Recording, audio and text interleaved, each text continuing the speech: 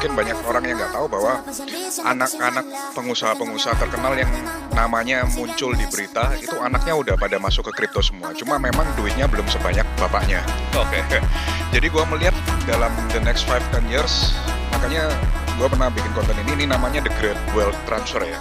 Ketika yang dari generasi di atas kita nanti menurunkan warisan ke generasi ini dan kemudian mereka akan masuk ke dalam dunia kripto. Pasti sebagian dari porto mereka kita bilang at least lah 5-10% masuk ke kripto, dan it's gonna be so massive for the crypto market. Dan saya rasa nggak perlu untuk kita terlalu rames di dalam kripto, karena saya rasa para investor muda sekarang mereka udah melihat keunggulan kripto daripada tradisional financial. Jadi kalau dibilang kripto bukannya 24 jam mau Sabtu Minggu tarik juga bisa, nggak perlu nunggu H+1 ya kan, ini yang nggak ada di instrumen lainnya. Jadi kalau saya melihat dalam 5-10 tahun ke depan kripto is gonna be very bright sih. Oke, mungkin banyak orang yang nggak tahu bahwa anak-anak pengusaha-pengusaha terkenal yang namanya muncul di berita, itu anaknya udah pada masuk ke kripto semua. Cuma memang duitnya belum sebanyak bapaknya.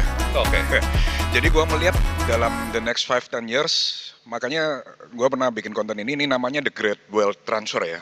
Ketika yang dari generasi di atas kita nanti menurunkan warisan ke generasi ini dan kemudian mereka akan masuk ke dalam dunia kripto. Pasti sebagian dari porto mereka kita bilang at least lah 5-10% masuk ke kripto, dan it's gonna be so massive for the crypto market. Dan saya rasa nggak perlu untuk kita terlalu rames di dalam kripto, karena saya rasa para investor muda sekarang mereka udah melihat keunggulan kripto daripada tradisional financial. Jadi kalau dibilang kripto bukannya 24 jam mau Sabtu Minggu tarik juga bisa, nggak perlu nunggu H+1 ya kan, ini yang nggak ada di instrumen lainnya. Jadi kalau saya melihat dalam 5-10 tahun ke depan kripto is gonna be very bright sih.